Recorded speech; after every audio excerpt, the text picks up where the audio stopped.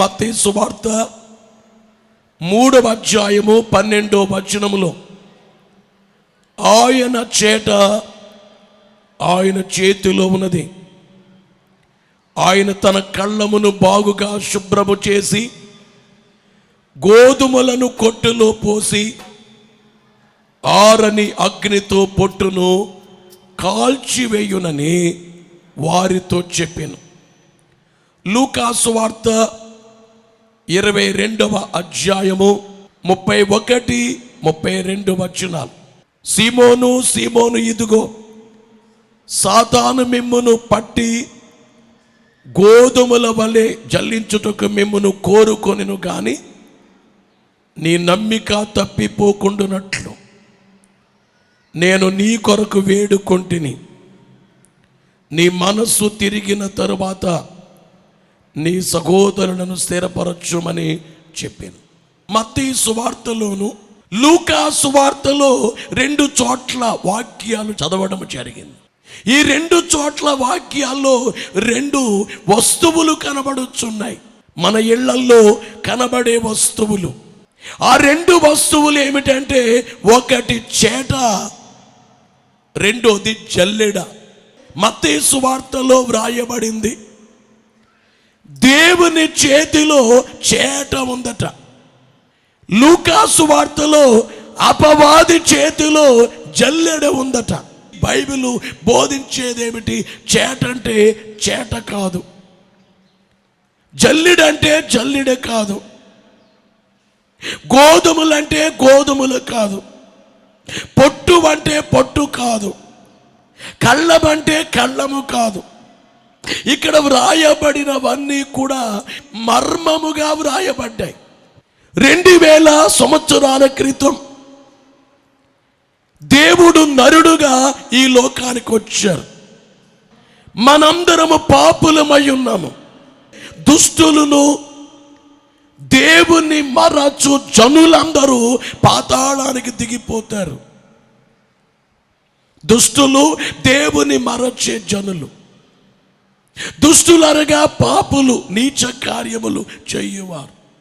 సామెతల గ్రంథములో 15వ అధ్యాయము 24వ వచనములో క్రిందనున్న పాతాళమును తప్పించుకొనవలెనని బుద్ధిమంతుడు పరమునకు పోవు జీవ మార్గమున నడుచుకొనును.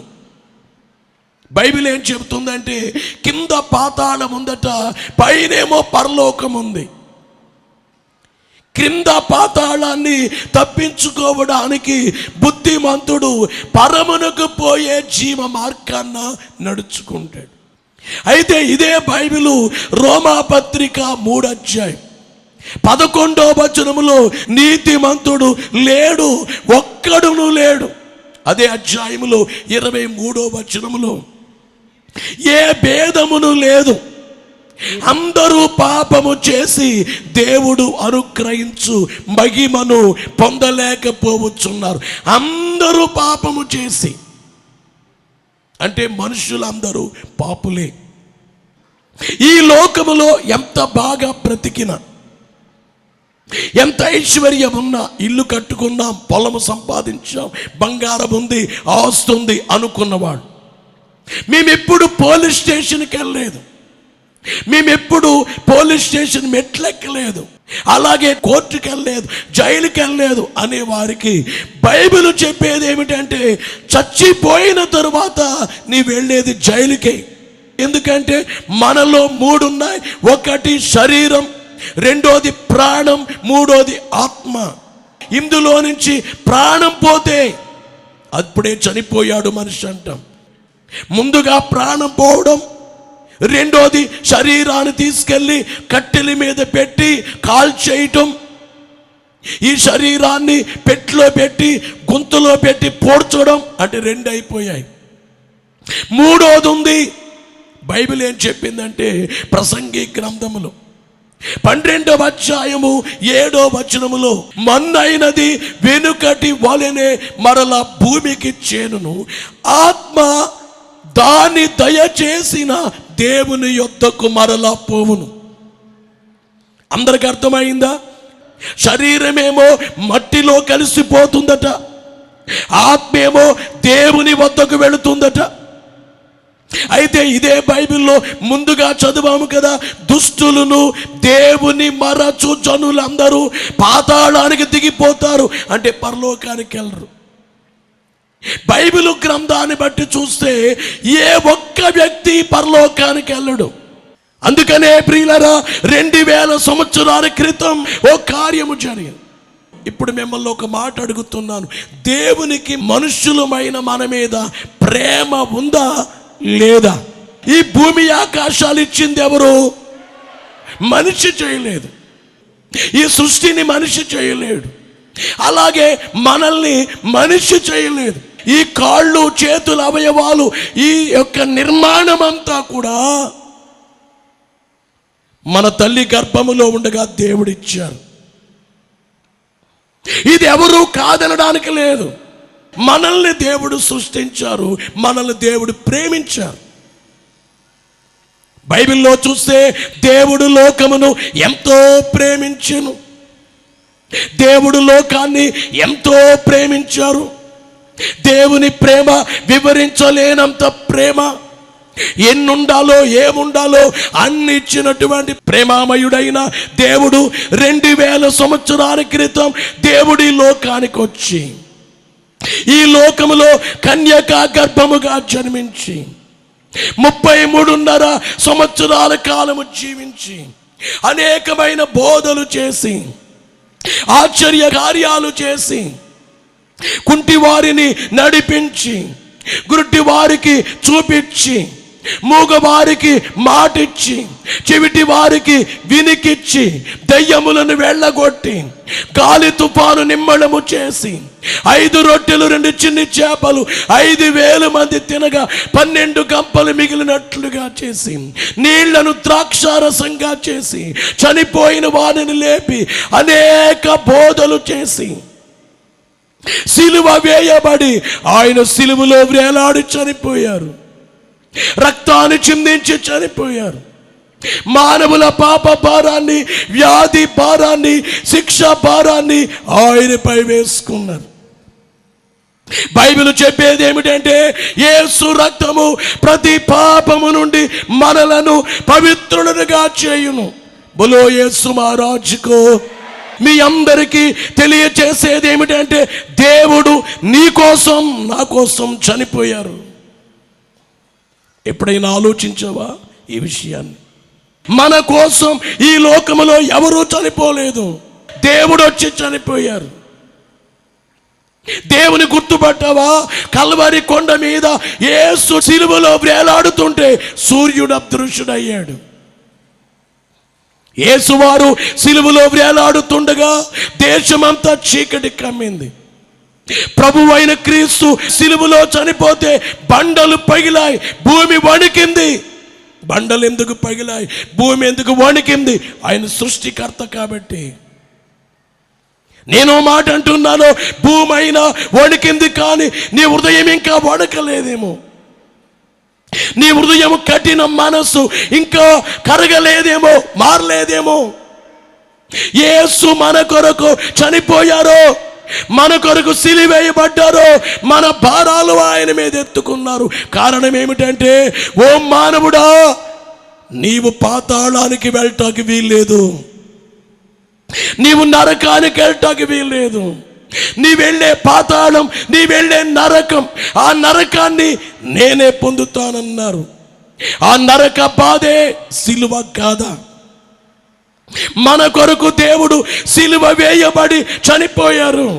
కల్వరి గిరిపై సిలువ భారం భరించితివా ఓ నా ప్రభువా, నా పాపముకై నీ రక్తమును సిలువపై అర్పించావు. ప్రియులు గమనించే మాట ఏమిటంటే ఇదే సువార్త. మనల్ని నరకాన్ని నుండి తప్పించడానికి దేవుడు వచ్చారు, మన భారాలు మోయడానికి వచ్చారు. ఈ టైంలో మిమ్మల్ని అడిగేది ఏమిటంటే, నీవు యేసు రక్తముతో కడగబడ్డావా? నీవు చనిపోయిన తరువాత మోక్షానికి వెళ్తావా, పాతాళానికి వెళ్తావా? నీవు ఆలోచించవా? నీ కుటుంబాన్ని గురించి ఆలోచించావు, పిల్లల గురించి ఆలోచించావు, వ్యాపారాన్ని గురించి ఆలోచించావు, అసలైనది ఆలోచించావా? నీవు చనిపోయి ఎక్కడికి వెళ్తావు? ఓ తండ్రి ఇంట్లోంచి బజారుకి వెళ్తున్నాడు. ఇంతున్నాడు కుమారుడు, 2వ తరగతి చదివే కుమారుడు.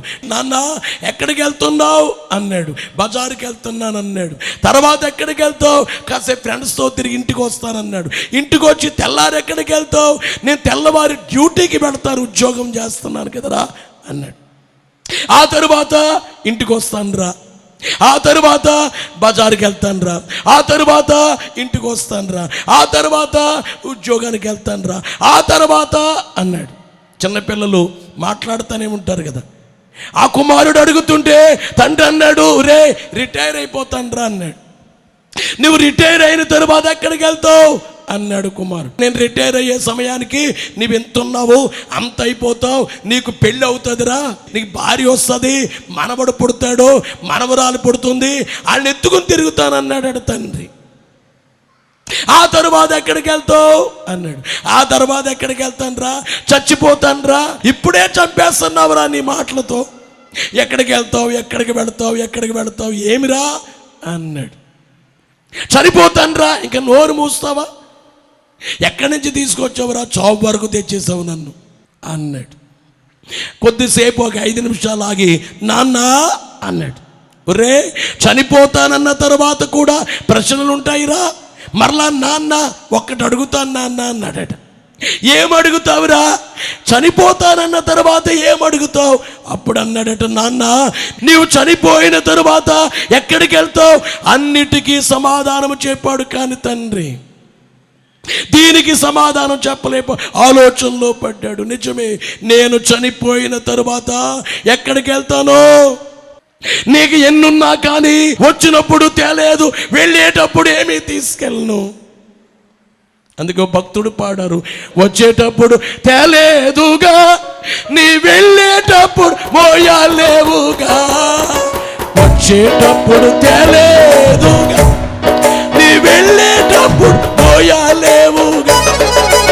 ఒంటరిగానే వచ్చినావు, ఒంటరిగానే వెళ్ళావలే, నీవు ఒంటరిగానే వచ్చినావు, ఒంటరిగానే వెళ్ళి.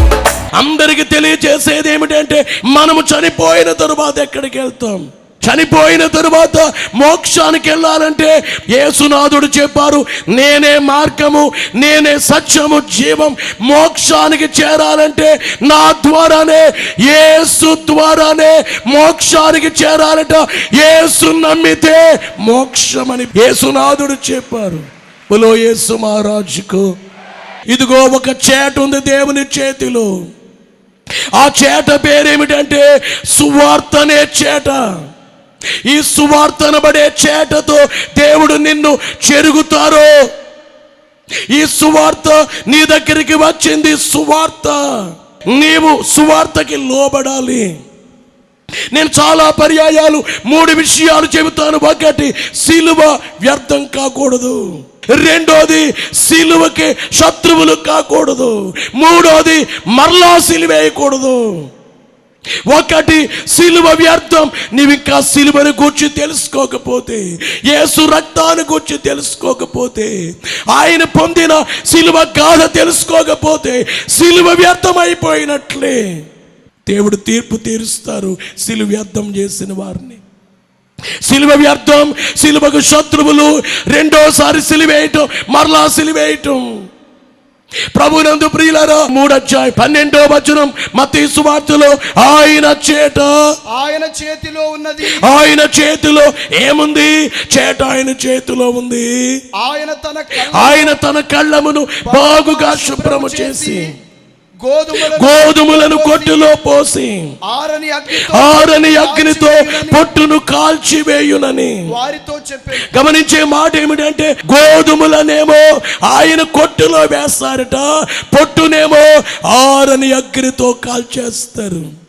ఈ లోకములో సువార్త చెబితే ఎంతమంది విన్నారు? ఈ సువార్తకు ఎంతమంది మారారు? ఈ సువార్త కంటే ఏది గొప్ప? ఏ సువార్త కంటే? ఈ చేతులు పైకెత్తి గట్టిగా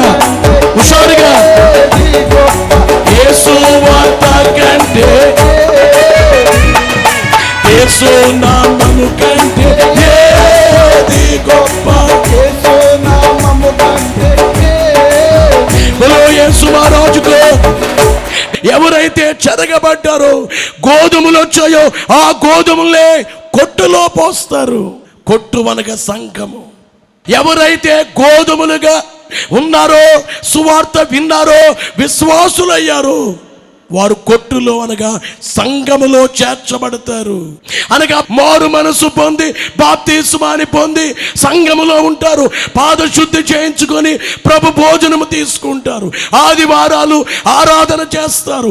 రోజు దైవ సన్నిధి చేస్తారు. బైబిల్ చదువుతారు. ప్రార్థన చేస్తారు. సువార్త ప్రకటిస్తారు.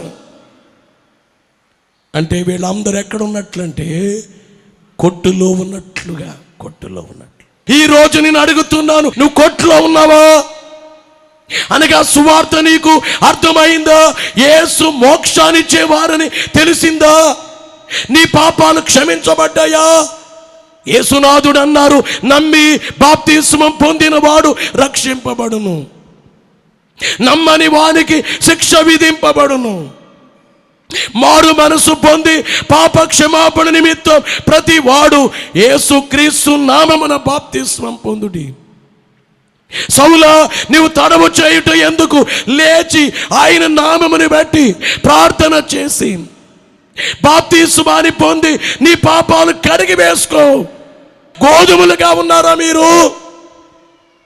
ఈవేళ ఇన్ని వేల మంది జనాల్లో ఎన్ని గోధుమలు ఉన్నాయి? యేసునాథుడే ఆకాశ మండలానికి గోధుమల కొరకు రాబోతున్నారు. ఆయన గోధుమల కొరకే సిలివేయబడ్డారు. గోధుమలాంటి నీతిమంతులు కావాలని, మనిషి తన పాపం పోవాలని గోధుమల కొరకు వచ్చారు.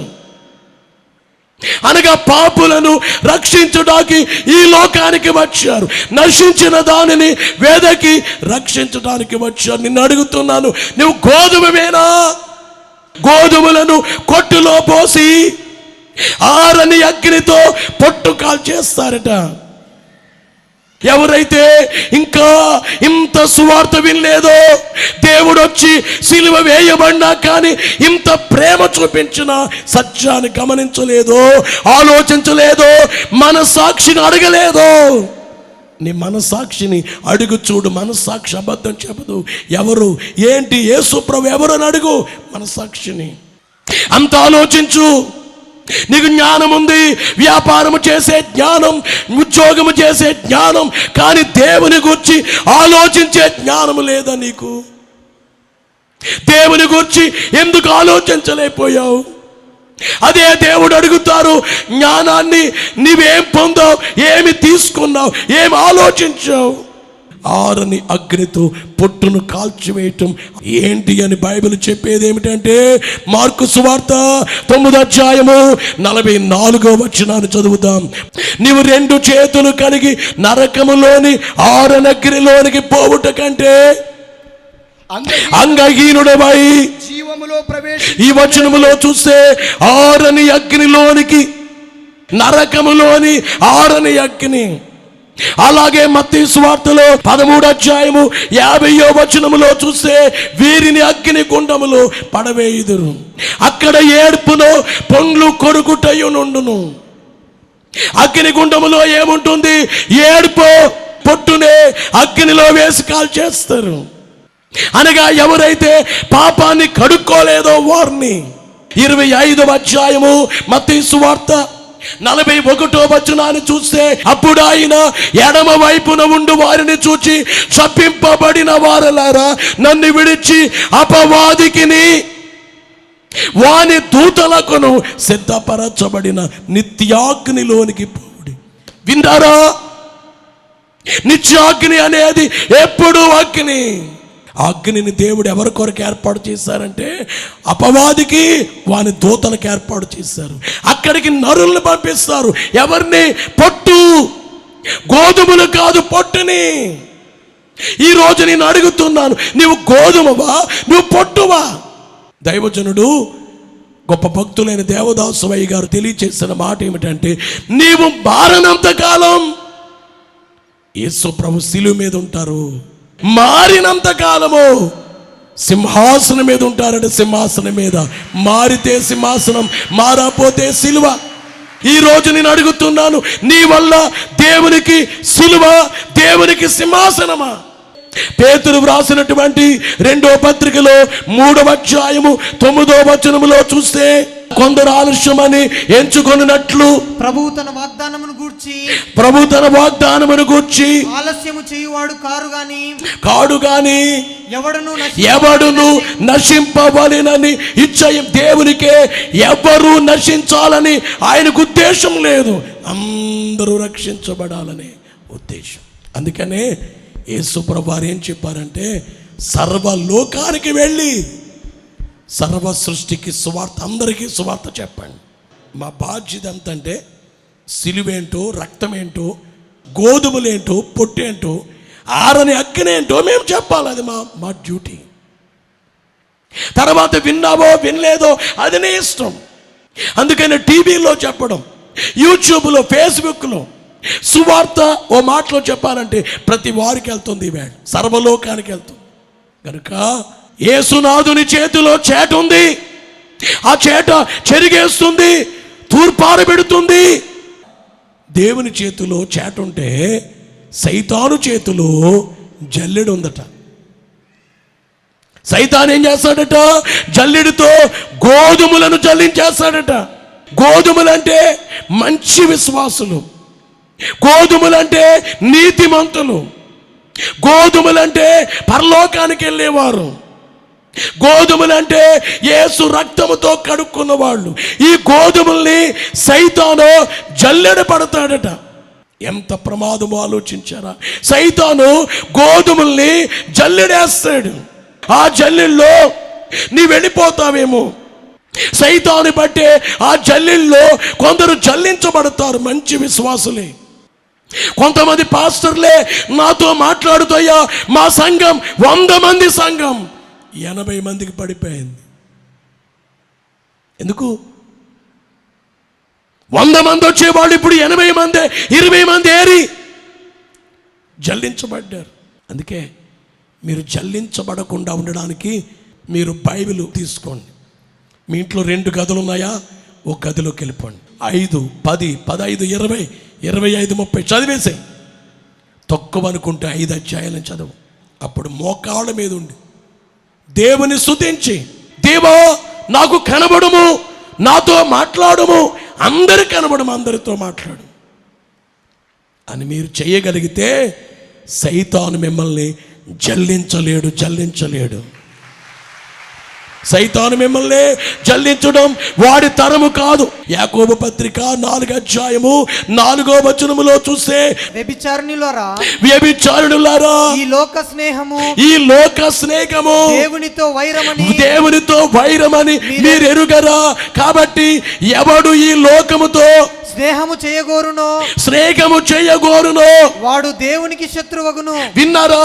ఎవరైనా కానీ ఈ లోకముతో స్నేహము చేస్తే వారు జల్లెడ పట్టబడతారు, ఆ గోధుమలు జల్లించబడతాయి. దైవజనుడు విచారంగా పాడారు, లోకముతోని సంఘము కూడా ఏకమాయను ఏమీ చేతును. లోకముతో సంఘము ఏకమైపోవటం. ఎవడు ఈ లోకముతో స్నేహము చేయగోరునో వాడు దేవునికి శత్రువు. ఈరోజు మిమ్మల్ని అడుగుతున్నాను, నువ్వు లోకముతో స్నేహము చేస్తున్నావా? లోకమంటే శరీరాశ, లోకమంటే నేత్రాశ, లోకమంటే జీవపు డంబం. శరీరాశ డబ్బు, నేత్రాశ స్త్రీ లేక పురుషుడు, జీవపు డంబం గర్వం.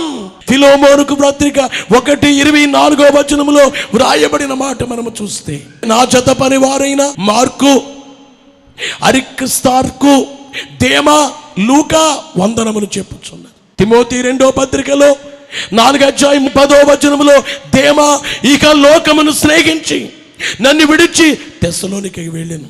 దేమా అనబడేటువంటి ఒక వ్యక్తి పౌలు గారితో కలిసి సేవ చేశాడు. ఏమైపోయాడు? ఇక లోకాన్ని స్నేహించి దేవుని విడిచిపెట్టి వెళ్ళిపోయాడు. అంటే దేమ జల్లించబడ్డాడు. ఇవాళ బైబిల్ మిషన్ ఈ మందిరంలో నీవు ఉన్నావు, వాక్యం వింటున్నావు, ప్రార్థన చేస్తున్నావు, సన్నిధి చేస్తున్నావు, బైబిల్ చదువుతున్నావు. నిన్ను సైతాను జల్లించేస్తాడేమో. నువ్వు గోధుమవి. సైతాను జల్లెడి పట్టకుండా జాగ్రత్తగా చూసుకో. మేఘమెక్కాలి. మీరు సంగమా మేఘమెక్కాలి. హెబ్రీ పత్రిక 13:9 నానా విధమైన అన్య బోధల చేత త్రిప్పబడకుడి. అంటే దుర్బోధలు, కొందరు మంది దుర్బోధలతో జల్లెడి వేయబడతారు.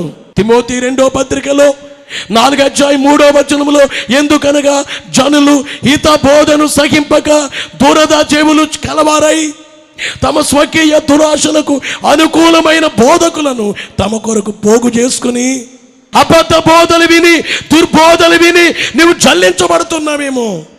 ఈ విశ్వాసములో నుంచి చెదిరిపోతున్నావేమో. కొంతమంది ఏం తెలుసా, వాడు ప్రార్థన చేసింది నెరవేరలేదనుకోండి, అవిశ్వాసంలోకి వెళ్ళిపోతాడు. సైతాను వస్తాడు, నీకెందుకు జరగలేదు, దేవుడు ఎందుకు వెళ్ళలేదు, ఆడికిచ్చారు ఏడికిచ్చారు, నీకెందుకు ఇవ్వలేదు, జల్లెడ పడతాడు. దేవుని యొక్క వాక్యాన్ని విని బలపడి వెళుతున్న వారులారా, ఒకటి చేట, రెండోది చేటతో చెరిగి గోధుమ గింజగా నువ్వు కొట్టులో ఉన్నావు, సంఘములో ఉన్నావు, విశ్వాసంగా ఉన్నావు. సైతాన్ని జల్లించేస్తున్నాడేమో. జాగ్రత్త కలిగి మార్పు చెందు. ఎవరైతే సైతాను జల్లించిన జల్లెడ పట్టబడలేదు, ఇలాంటి వారి కొరకే యేసు ఆకాశ మండలానికి పెండ్లి కుమారుడిగా రాబోతున్నారు. మేఘమెక్కే భాగ్యం దేవుడి మెండుగా మనకెల్లరకు దయచేయునుగాక.